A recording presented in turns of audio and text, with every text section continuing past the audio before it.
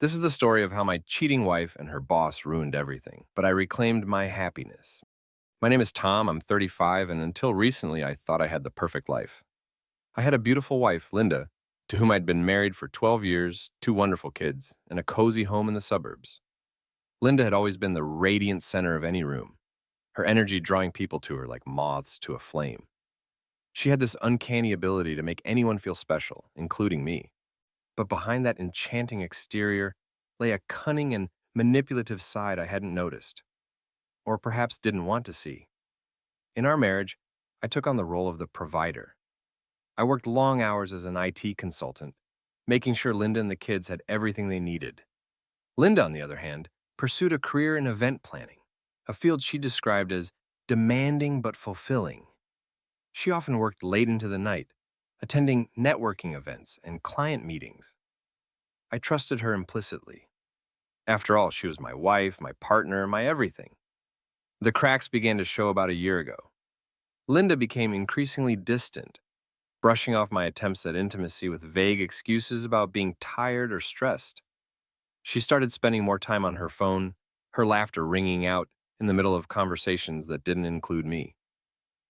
Her late night outings became more frequent, always accompanied by the same excuse. It's for work, Tom. You know how it is. I believed her. Or rather, I wanted to believe her. But a part of me couldn't shake the gnawing feeling that something was off. The tipping point came one Friday night.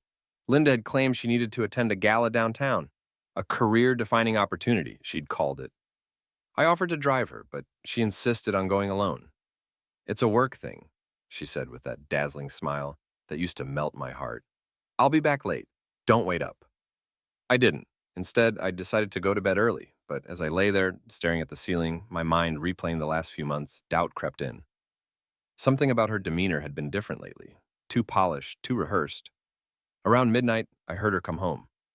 Pretending to be asleep, I listened as she moved about the house. She didn't come to bed right away. Instead, she went to the bathroom, and I heard the sound of the shower running for much longer than usual. The next morning, I casually asked her how the gala had been. She hesitated for a fraction of a second before launching into an elaborate story about meeting a famous interior designer and securing a new client. It was convincing, but something in her eyes betrayed her. That's when I decided to investigate. I started small. Checking her phone when she left it unattended, I found nothing suspicious. At least nothing obvious. She'd either deleted any incriminating messages or was using another method to communicate. Then I looked at our shared bank account. A series of transactions caught my eye. Lavish dinners, hotel bookings, and designer stores I knew I hadn't been part of. The evidence was damning but circumstantial. I needed concrete proof. One Saturday, Linda announced she was heading to a nearby town for a client consultation. I pretended to take it in stride, but followed her as soon as she left the house. Her car led me to a quaint little cafe in the next town over. From my vantage point in the parking lot, I saw her walk inside and embrace a man I didn't recognize. They laughed and chatted as if they didn't have a care in the world. My chest tightened as I watched them, anger and heartbreak threatening to overwhelm me. But I held it together. If she was capable of lying so brazenly, I needed more than a fleeting glimpse to confront her. Over the next 2 weeks, I tracked her movements with increasing precision. A private investigator I'd hired uncovered a sordid affair with a man named Kevin, her client and frequent companion during those late-night work events. They'd been seeing each other for over a year, sneaking around behind my back while I worked myself to the bone for our family. I still remember the day I confronted her. She came home, cheerful and carefree, and I was waiting in the living room with all the evidence spread out on the coffee table. Receipts, photos, even a copy of her texts with Kevin. Her face went pale when she saw it all, the color draining, as if she'd seen a ghost. Tom, she stammered, I can explain. But I wasn't interested in her lies anymore. Explain? I said, my voice as calm as I could muster. Go ahead, Linda. I'd love to hear it. She hesitated, her eyes darting between the pile of evidence on the table and my face. This isn't what it looks like, she began, but even as the words left her mouth, I could see she didn't believe them herself. I folded my arms, leaning back into the chair, daring her to continue. Really? Because it looks exactly like what it is. You've been cheating on me, Linda. Her lips trembled as she opened and closed her mouth, grasping for a response. Tom, it's complicated. Kevin is, he's just a friend. Those receipts, they're for work. Expenses for entertaining clients, the photos. Stop, I interrupted, raising a hand. Just stop. I stood and began pacing the room, trying to keep my emotions in check. Do you think I'm stupid? That I can't connect the dots? I have receipts for dinners, hotel stays, and gifts. I have photos of you two holding hands, laughing like a couple of teenagers. And then there are the texts, Linda. Flirty, intimate, explicit texts. How dare you insult my intelligence by pretending this is all innocent? Tears welled up in her eyes, but I felt no sympathy, not anymore. It's not like that, Tom, I swear. I never meant for this to happen. Oh, so it just happened, did it? I asked, my tone biting. What part just happened, Linda? The sneaking around? The lies? The betrayal? Tell me, because I'd love to know how you justify this to yourself. Her tears started to fall, and for a moment I thought I saw genuine remorse. But then she said the words that shattered any lingering hope of reconciliation. You haven't exactly been perfect either, Tom, she said, her voice trembling but defiant. I froze, turning to face her. Excuse me? You're always working, she continued, her tone shifting to one of accusation. You're never home. You're always stressed. Do you even realize how lonely I've been? How neglected I've felt? This isn't just my fault. Her audacity stunned me. So, let me get this straight, I said, my voice icy. I've been working long hours to provide for our family, to give you and the kids a comfortable life, and that's your excuse for betraying me? Because you felt lonely? Unbelievable. Linda buried her face in her hands, sobbing quietly. I didn't want it to turn out like this. I didn't mean to hurt you. I laughed bitterly. Well, congratulations. You succeeded anyway. For a long moment, the only sound in the room was her crying. I stood there, staring at the woman I thought I knew, wondering how we had reached this point. Finally, I spoke. I can't do this anymore, Linda. You broke my trust, and I don't think it can be fixed. She looked up at me, her face streaked with tears. Tom, please, don't give up on us. Think of the kids. I shook my head. The kids deserve better than this. They deserve parents who respect each other, who are honest with each other. Staying together for their sake while we're miserable and full of resentment isn't the answer. But I love you, she whispered. I felt my heart twist at her words, but I forced myself to remain firm. If you loved me, you wouldn't have done this. Love isn't just words, Linda. It's actions. And your actions speak volumes. I turned and headed for the door. I'm going to stay at a hotel tonight. I'll be back tomorrow to talk about custody arrangements and the next steps. For now, I need space. As I walked out, I heard her call after me, but I didn't stop. My chest was tight, my mind racing with anger, sadness, and disbelief. I drove aimlessly for a while, before finally checking into a cheap motel on the edge of town. Sitting alone in the dimly lit room, I felt the full weight of what had just happened. My marriage, the life I'd spent over a decade building, was falling apart. And Linda, she wasn't the woman I thought she was. The next morning I returned to the house. I hadn't slept much and every part of me felt heavy. I wasn't ready to face Linda, but I needed to figure out how we would proceed. As I parked in the driveway, I saw her sitting on the porch, her knees pulled to her chest, looking as though she hadn't slept either. When she saw me, she stood up quickly, wiping her eyes. Tom, she started, her voice soft and cautious. Can we please talk? I sighed, nodding reluctantly. Inside, I said, gesturing toward the door. We sat across from each other at the kitchen table, the same table where we'd shared countless family meals, now a battlefield of silence and unresolved tension. I don't even know where to begin, she admitted, her voice barely above a whisper. Try the truth, I replied curtly. She flinched, but nodded. You're right, I was wrong. I was selfish. I let my feelings cloud my judgment, and I hurt you in ways I never should have. I don't have an excuse, Tom. I can only tell you that I'm sorry. For a moment, I almost believed her. Her voice carried a weight I hadn't heard before, and there was a desperation in her eyes that seemed genuine. But then I remembered the months of deceit, the nights she spent with Kevin while I stayed home, oblivious. Sorry isn't enough, Linda, I said, shaking my head. You didn't just make a mistake. You made a choice, over and over again. You chose him. And in doing so, you chose to betray me. Betray us. Tears streamed down her face as she reached for my hand, but I pulled away. Tom, I know I don't deserve your forgiveness, but I want to fight for our family. Please, don't give up on us. I stared at her, searching for any trace of the woman I once loved. Linda, do you even realize this is how much damage you've done? You've shattered my trust. And without trust, what do we have? How can we rebuild anything on this broken foundation? She sobbed openly, but I remained unmoved. I'm not saying this to hurt you, I continued, but I need you to understand. This isn't just something we can sweep under the rug. I'm not sure I can forgive you, let alone trust you again.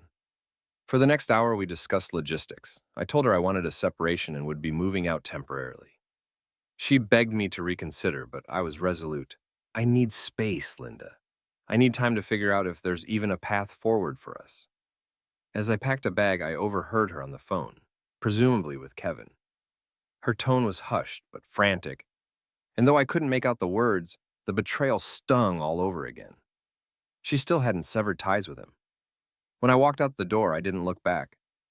The weeks that followed were a blur. I moved into a small apartment and threw myself into work to distract from the pain. Linda called and texted constantly, alternating between apologizing and pleading for another chance. I ignored most of her messages, responding only when it concerned our children. Our kids, Jacob 10 and Emma 7, were my main priority. I tried to shield them from the fallout as much as possible, but they weren't oblivious. Jacob, wise beyond his years, asked me one night, "Dad, are you and Mom getting a divorce?" The question hit me like a punch to the gut. "We're not sure yet, buddy," I said, keeping my voice steady. "But no matter what happens, we both love you and Emma very much. That will never change." Emma, too young to fully grasp the situation, clung to me more than usual. "Daddy, when are you coming home?" she asked one evening, her big blue eyes brimming with tears. "Soon, sweetheart," I lied, kissing her forehead. "Soon." Every interaction with Linda was strained. She claimed she'd ended things with Kevin, but I didn't believe her. Trust wasn't something that could be rebuilt with words alone. Then, one day, everything came to a head. I was at work when my phone buzzed with a text from an unknown number. It was a photo of Linda and Kevin at a restaurant, her hand resting intimately on his. The caption read, "Thought you should know she's still seeing him." Rage boiled inside me. I left work early and drove straight to the house, bursting through the door to find Linda in the kitchen. "Still seeing him, huh?" I demanded, shoving the phone in her face. Her eyes widened as she saw the photo. "Tom, it's not what it looks like." "Don't!" I snapped. "Don't you dare lie to me again." For the first time, I saw her facade crack completely. She crumpled into a chair, sobbing uncontrollably. "I don't know why I keep doing this," she admitted through her tears. "I'm a terrible person. I don't deserve you." For once, I agreed with her. Linda's confession left me numb. Her words echoed in my mind, "I don't deserve you." She was right, she didn't. But that didn't make the situation any less painful. I took a deep breath, leaning against the counter to steady myself. "Linda, I don't know what's worse, the affair or the fact that even now, after everything, you're still lying to me." She lifted her tear-streaked face, her voice trembling. "Tom, I swear, I ended it. That photo, it's old. Someone's trying to hurt us." I wanted to believe her. A part of me still clung to the hope that she was the woman I fell in love with, the woman I had vowed to spend my life with. But hope is a dangerous thing when it's built on lies. "Linda," I said, my tone firm, "this ends now. If there's any chance of salvaging what's left of our marriage, you need to be honest. No more lies, no more excuses. If you can't give me that, we're done." Her eyes filled with fresh tears as she nodded. "Okay," she whispered. "I'll tell you everything." And so she did. She admitted that her affair with Kevin had started over a year ago. It began innocently enough. A few drinks after work, venting about the stresses of their jobs. But one night, things went too far. "I wasn't thinking," she said, her voice breaking. "I didn't want to hurt you, Tom. I felt alive with him in a way I hadn't in so long." Her words hit me like a punch to the gut. "And I didn't make you feel alive?" I asked, my voice low. She shook her head frantically. "It's not like that. You've always been good to me, Tom. But somewhere along the way, I started taking you for granted, and Kevin, he made me feel wanted, needed." "Do you love him?" I asked bluntly. She hesitated, and that hesitation was all the answer I needed. Unbelievable, I muttered, running a hand through my hair. You threw away everything we built for someone you don't even love. I don't love him, she said quickly, as if trying to undo the damage. I love you, Tom. I've always loved you. I got lost. I stared at her, the woman I had once thought was my partner, my equal, my soulmate. Now all I saw was a stranger. I need time, I said finally. Time to think, to process all of this. Until then, I'll stay in the apartment. We'll figure out custody for the kids, but as far as we're concerned, I need space. Tom, please, she begged, reaching for me. But I stepped back. This isn't about you anymore, Linda, I said, my voice cold. It's about me. It's about Jacob and Emma. And right now I need to do what's best for us. With that, I turned and walked out the door, leaving her sobbing at the table. The weeks that followed were some of the hardest of my life. I focused on my kids, trying to shield them from the storm raging between their mother and me. Jacob, ever perceptive, asked fewer questions but watched me with a quiet intensity that broke my heart. Emma, on the other hand, clung to me every chance she got, her small hands gripping mine as if afraid I'd disappear. Linda continued to call and text, but I kept our interactions strictly about the kids. She sent long, apologetic messages detailing how much she missed me, how she was working on herself, how she was going to therapy. But I couldn't bring myself to care. Then, one evening, I got a call from an unknown number. Tom, a male voice said. Who is this? I asked warily. It's Kevin. I froze, my grip tightening on the phone. What do you want? I just thought you should know, he said, his tone uncertain. Linda and I were done. She ended things weeks ago. I didn't want to come between you two. I didn't mean for any of this to happen. I laughed bitterly. Didn't mean for this to happen? You had an affair with a married woman, Kevin. What exactly did you think would happen? I'm sorry, he said quietly. I hung up without another word. That night I lay awake, Kevin's words replaying in my mind. Part of me wanted to believe him, that Linda had truly ended things, that she was trying to make amends. But another part of me knew that even if she had, the damage was already done. The trust that formed the foundation of our marriage had been shattered, and no amount of apologies or promises could put it back together. The next morning, I called Linda. We need to talk, I said. When I arrived at the house, she greeted me cautiously, her eyes red and swollen. Tom, she began, but I held up a hand. I've made a decision, I said, my voice steady. I want a divorce. Linda's face went pale when I said the word divorce. For a moment, she didn't speak, as if she hadn't fully processed what I'd just said. Then her lips trembled, and she whispered, Tom, no, please don't do this. We can fix this. I'll do anything. I sighed, feeling the weight of the moment settle on my chest. Linda, this isn't something you can just fix. You didn't just hurt me, you broke us. And I can't keep living like this, pretending everything is okay when it's not. Tears streamed down her face, but I stood firm. It's not just about what you did, I continued. It's about what it says about us, about our marriage. If you were so unhappy that you needed to look elsewhere, then we weren't as strong as I thought we were. And that's not something we can come back from. She shook her head, her voice trembling. Tom, I made a mistake. A horrible, selfish mistake. But I love you. I love our family. Don't throw that away because of the one stupid choice. One choice? I repeated, my voice rising. Linda, this wasn't a one-time mistake. You carried on with him for over a year. You lied to me, to our kids. You destroyed everything we built together. And now you're asking me to ignore all of that for what? For the sake of appearances, for the kids? Because you suddenly feel guilty? She sobbed, burying her face in her hands. I don't know what else to say, she admitted. I don't know how to make this right. You can, I said softly. That's the point. For a moment, the room was silent except for her quiet crying. I wanted to feel anger, to hold on to the fury that had fueled me through the past few weeks.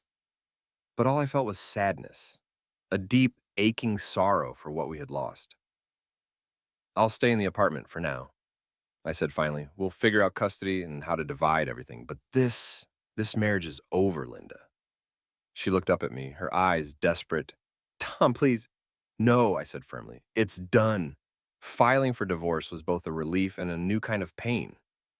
Sitting in the lawyer's office, signing document after document, I couldn't help but reflect on how different this was from the day Linda and I had stood in front of our family and friends, promising to love and honor each other for the rest of our lives.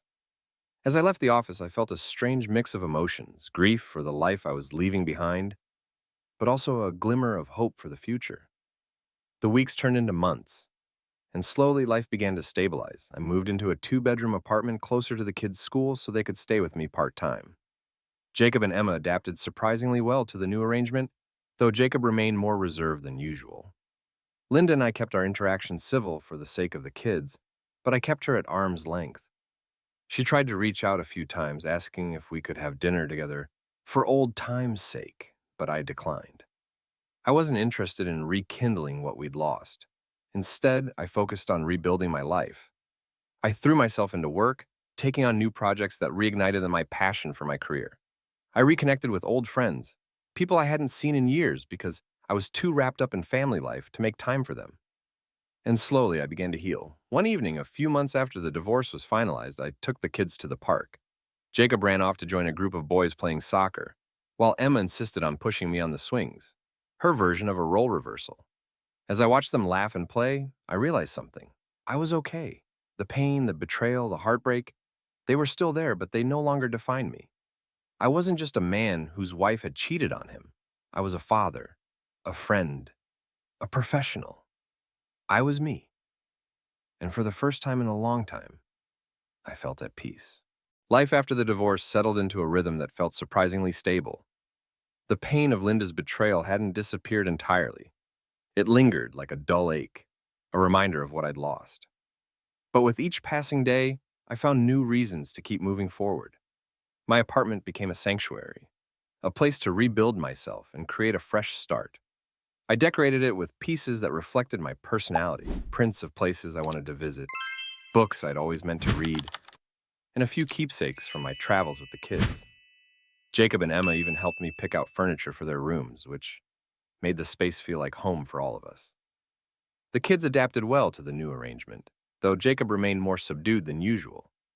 One evening, as we sat on the couch watching a movie, he turned to me and asked, "Dad, do you think Mom and you will ever get back together?" The question caught me off guard. I paused the movie and looked at him, unsure how to answer. "Jacob," I said gently, "your mom and I both love you and Emma more than anything. But sometimes people change and relationships don't work out the way we hoped. That doesn't mean we don't care about each other or about you. It just means we're trying to do what's best for everyone." He nodded thoughtfully, his young face filled with an understanding far beyond his years. "Okay," he said quietly.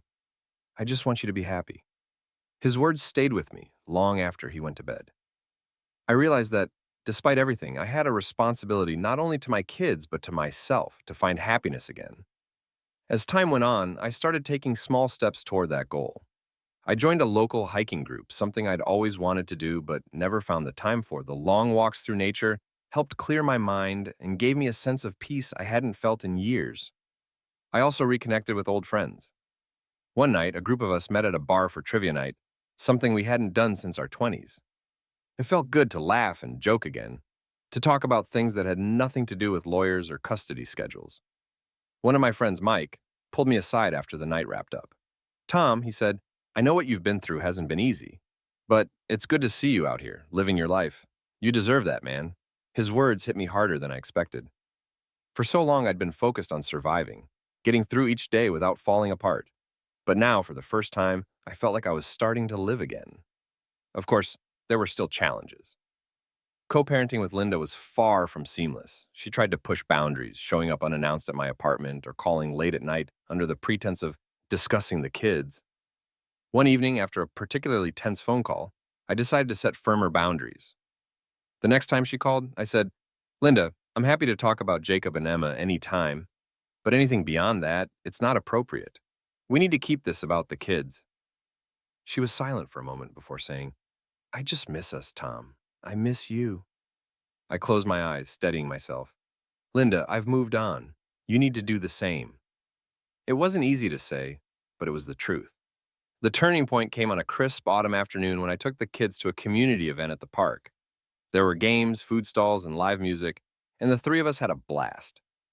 As we were leaving, I bumped into a woman I recognized from the hiking group. Her name was Sarah, and she was there with her daughter. We chatted briefly, and I was struck by her warmth and easy smile. When she suggested we meet up for coffee sometime, I hesitated for a moment before agreeing. It wasn't a date, not yet, but it was a step. That evening, after I tucked the kids into bed, I sat on the balcony of my apartment, sipping a cup of tea and watching the city lights twinkle in the distance. For the first time in a long time, I felt a sense of hope, not just for the future, but for myself.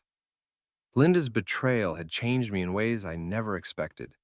It forced me to confront my own flaws, to reassess my priorities, and to rebuild my life from the ground up. But it also taught me the value of resilience and the importance of self-worth. I didn't know what the future held, but I knew one thing for certain. I wasn't defined by what had happened to me. I was defined by how I chose to move forward, and I was ready to take the next step. The coffee with Sarah was casual, friendly, and unexpectedly comforting. We met at a small cafe near the park, the kind of place where the scent of freshly baked pastries filled the air. "You're Jacob and Emma's dad, right?" she said as we sat down. "And you're Lily's mom," I replied with a smile. We talked about the kids, hiking trails, and our favorite local spots. The conversation flowed easily with none of the awkwardness I'd feared. Sarah was kind, funny, and down to earth, and I found myself relaxing in her presence. When we parted ways, she gave me a warm smile. "This was nice," she said. "We should do it again sometime." "Yeah," I agreed. "I'd like that." Over the next few weeks, Sarah and I saw each other occasionally on group hikes, at community events, and once more for coffee. There was no pressure, no expectations, just two people enjoying each other's company. But as much as I enjoyed getting to know her, I was cautious. I wasn't ready to jump into another relationship, and I didn't want to lead her on. One evening, as we were walking through the park after a hike, I decided to be honest. "Sarah," I began, "I need you to know something. I think you're amazing, and I've really enjoyed spending time with you, but I'm not sure I'm ready for anything serious right now." She nodded, her expression understanding. "I get it, Tom. You've been through a lot, and healing takes time. I'm not in a rush. I just like being around you." Her words eased the knot of tension in my chest. "Thanks," I said. "That means a lot." And for the first time, I felt like I could breathe. Meanwhile, my relationship with the kids continued to grow stronger. Jacob began opening up more, asking me questions about my childhood and telling me about his own dreams for the future. Emma, ever the chatterbox, filled our days with stories about her friends, school, and the imaginary adventures of her stuffed animals. One night, as I was tucking her into bed, she said, "Daddy, are you happy?" The question caught me off guard. "Why do you ask, sweetie?" "Because you smile more now," she said simply. I hugged her tightly, my heart swelling with emotion. "I'm getting there, Emma. I'm getting there." As the months passed, Linda seemed to accept the reality of our divorce. Our co-parenting arrangement became more amicable, and she stopped calling late at night. She even apologized again, this time without excuses or justifications. "Tom," she said during a drop-off, "I know I hurt you in ways I can never take back. I just want you to know that I'm truly sorry." I looked at her, seeing a glimmer of the woman I'd once loved. "Thank you," I said simply. "I hope you find peace, Linda." It wasn't forgiveness, not entirely, but it was a step toward closure. One weekend, Sarah and I decided to take the kids on a group hike. Watching Jacob and Emma run ahead with Lily, laughing and exploring the trails, I felt a sense of gratitude I hadn't expected. As we walked, Sarah glanced at me and said, "You're a great dad, you know that?" I smiled, feeling a warmth I hadn't felt in a long time. "I try," I said. "You're doing more than trying," she replied. "You're showing them what strength and resilience look like. That's something they'll carry with them forever." Her words stayed with me, a reminder of how far I'd come. That evening, after the kids were asleep, I sat on the balcony of my apartment, thinking about the journey I'd been on. The pain of Linda's betrayal, the struggle to rebuild my life, and the moments of joy that had emerged from the darkness, all of it had shaped me into someone stronger, someone wiser. I wasn't the same man I had been a year ago, and that was okay. Life wasn't about holding on to the past, it was about finding the courage to move forward, to embrace new beginnings. As I looked out at the city lights, I felt a sense of peace. For the first time in a long time, I wasn't just surviving, I was living, and I couldn't wait to see what came next. A year and a half had passed since my world was turned upside down, and I could finally say that I felt like myself again. or perhaps a better version of myself. The pain of the past was still there like a scar, but it no longer defined me. It was just a reminder of where I'd been and how far I'd come. The morning of the farmer's market with Sarah, I woke up feeling oddly excited. It wasn't a date, not officially, but it felt like a step towards something new. I dressed casually, packed a small bag for Emma and Jacob, and drove to the market with them chatting happily in the back seat. The market was bustling, filled with colorful stalls, the scent of fresh flowers and baked goods wafting through the air. Sarah was already there with her daughter, Lily, and she waved us over with a warm smile. The kids ran ahead to explore, while Sarah and I strolled through the rows of vendors. We talked about everything and nothing, her love of gardening, my latest attempt at cooking a fancy pasta dish, the funny things our kids had said that week. At one point, we stopped by a stall selling homemade candles. Sarah picked one up and held it out to me. Vanilla and cedarwood. What do you think? I took a sniff and smiled. It's nice, calming. She laughed. See, you're already embracing the cozy life. I didn't know exactly what she meant, but her teasing tone made me chuckle. As we walked back to the picnic area to join the kids, I realized how light I felt. For so long, I had carried the weight of betrayal and heartbreak, but now it felt like I had left that burden behind. The kids played together while Sarah and I sat on a bench, watching them. Tom, she said after a while, her voice thoughtful, what do you want from all this? From life, I mean. The question caught me off guard. I thought for a moment before answering. I want to be happy, not in a big dramatic way, just content. I want to wake up every day and feel like I'm living the life I want, not the one someone else expects of me. She nodded, smiling softly. That's a good answer. I think you're getting there. Her words stuck with me as we packed up and said our goodbyes. For the first time, I felt like I was truly on the path to the life I wanted. The following weeks were a blur of activity. Work picked up, the kids kept me busy, and Sarah and I continued to spend time together. Slowly but surely, our friendship began to evolve into something more. It wasn't rushed or forced, just a natural progression built on mutual respect and understanding. One evening after the kids were asleep, Sarah and I sat on my balcony watching the stars. She turned to me and said, "You're a good man, Tom. I hope you know that." I smiled, feeling a warmth spread through me. "I'm trying to be," I said. "You don't have to try," she replied. "You already are." As the seasons changed, so did my life. I started to think less about the past and more about the future.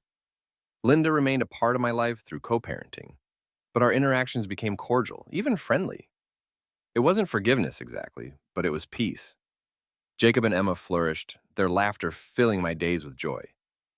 They loved Sarah, and I could see how her presence brought a new sense of balance to all of our lives. One day, while hiking with Sarah and the kids, we reached a quiet clearing overlooking a beautiful valley. The sun was setting, painting the sky with hues of orange and pink. Emma ran ahead with Lily while Jacob stayed close, snapping photos on his new camera. Sarah and I stood side by side, taking it all in. "It's beautiful, isn't it?" she said. "Yeah," I replied, glancing at her. "It really is." In that moment, I realized that I was exactly where I was meant to be. The journey had been painful, but it had led me here, to a life filled with love, laughter, and endless possibilities. I didn't know what the future held, but for the first time in years, I wasn't afraid.